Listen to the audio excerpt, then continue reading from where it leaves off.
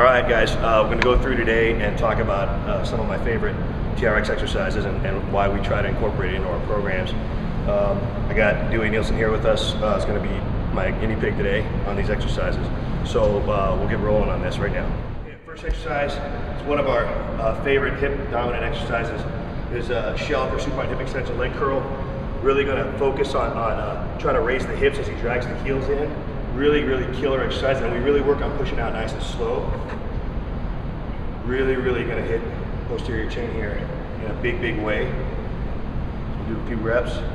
And basically want to just stay nice and tight and think about the cues we use is the butt's the first thing to come up, and the butt and hips come up first, and that's the last thing to come down. Nice. Okay, next exercise is one of my favorite explosive exercises, and one of the reasons we like to use the TRX is it enables some of our larger athletes and some of our weaker athletes to do a lot of explosive drills, especially unilateral like you're going to see here.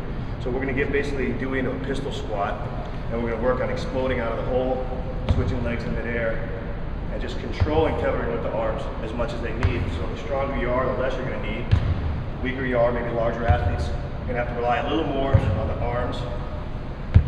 Really works with just great deceleration, obviously, and then like I said, we can offset the load with the upper body on that, so it's a great exercise. Next exercise, one of my favorite core exercises. Basically going to get Dewey with feet in the straps, not going to try to go too high with it. Going to get in a good plank position. We're going to work on piking up, legs straight, and then we're going to saw back, pushing back, just getting that good range of motion as far as we can. Basically cues, we're going to try to saw back far enough so that the elbows start to get close to underneath the ears as we can. Okay, so great core exercise. I'm going to scoot him out, make it a little tougher. Dewey's pretty good core strength, so we want to just keep those hips like we're focused on like we're trying to balance something on our low back. Okay, next exercise I actually got from Dewey, one of the best anti-rotation exercises we can find. He's going to get in a nice tilted position, weights in the hands now, and he's going to do some presses. The further out he goes, the tougher it's going to be to hold that. It's one of those exercises where you might look at it and say, I don't know why that would be such a hard exercise, but you really don't know until you do it. Great exercise. The further he's going to move his feet in, the tougher it's going to get. There's just a ton of load through his core right now. And as it goes further away from his body, it makes it much more difficult. Okay, next exercise, full body. Again, really like to incorporate this, a lot of core. We've got upper body pushing and pulling. It's kind of a grappler pull-push. So Dewey's going to pull, drive through, around, rotate the hips. So he's going from a hard explosive pull to an explosive push. Just working on getting that good rotation, keeping the core tight the entire movement. Another one of my favorite full body exercises. Perfect. Okay, so the next exercise, upper body. Again, one of those deceiving ones because we're going to get a ton of core, really probably more of a core exercise. It's going to go in a single unilateral chest press, but really work on not collapsing. So once again, it's an anti-rotation type movement, much more difficult than it looks.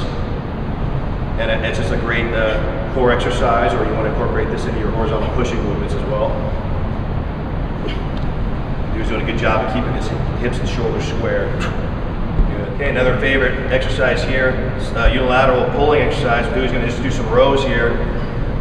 And once again, we're working on really not rotating or anti-rotation of the core.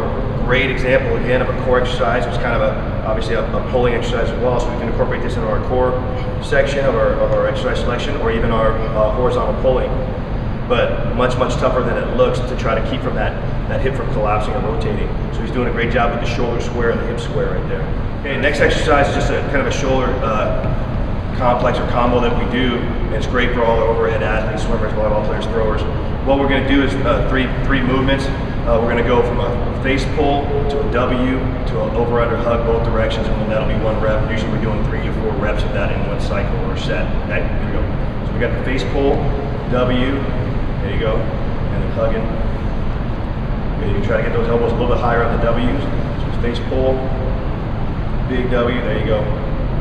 Big hug. I like to get the big under the armpit, over the ear hug. Do 1 more rep so we can see that face pull. Big W. And then 2 big hugs. So you can see that's a 3 rep set, but really 9 reps there if we look at that.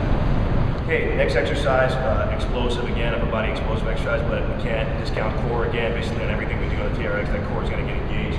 So when we got the feet in, so we're elevating, making it a little tougher push up, and it's going to be unstable. So dude's just going to do some explosive push-ups, driving off the floor, and then maybe try to do some claps. We can make this as tough as we want. We can go from regular explosive, there you go, relax, explosive to claps and touching the ears, touching the chest, and so forth. So it just depends on the level of strength that you have with your clients or athletes.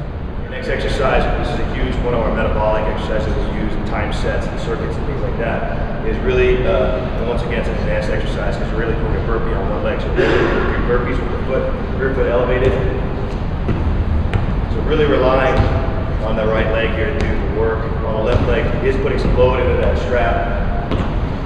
Tough, tough, tough exercise. And then obviously you switch legs after whatever time set or rep set you have. Okay, we got another exercise here. It's an explosive full body exercise, but it's really, I would say it's probably going to be more of a core exercise than anything, because when we got the stabilization, when he comes down off this jumping push-up, it's going to be tremendous on the entire body. There's a shock wave that comes from the core on this. So dude's going to do a few reps, working on exploding up. He's actually going to push with the toes and work on decelerating the body, but during that time, that core is just really going to get a shock there. Good, perfect. Okay, another exercise, posterior chain, which we really like to target with the TRX. Just a back extension, but what I'm going to have Dewey do is really try to work his feet underneath, so he's got a lot of load on there, and he's going to explode out of there, really get the hips through on this movement. We'll do a few reps.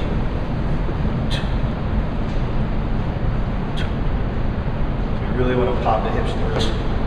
Just fire everything posterior chain, including shoulders as well. So one more.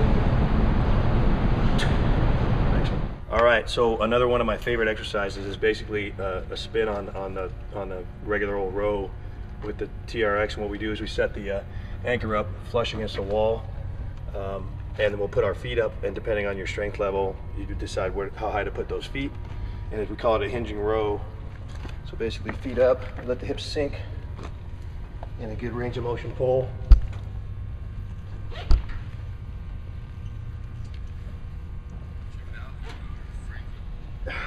So once again, adding a lot of load, changes the angle. We like it because it's almost like you're doing an angled row there, like on a decline. So once again, one of my great TRX favorites right there.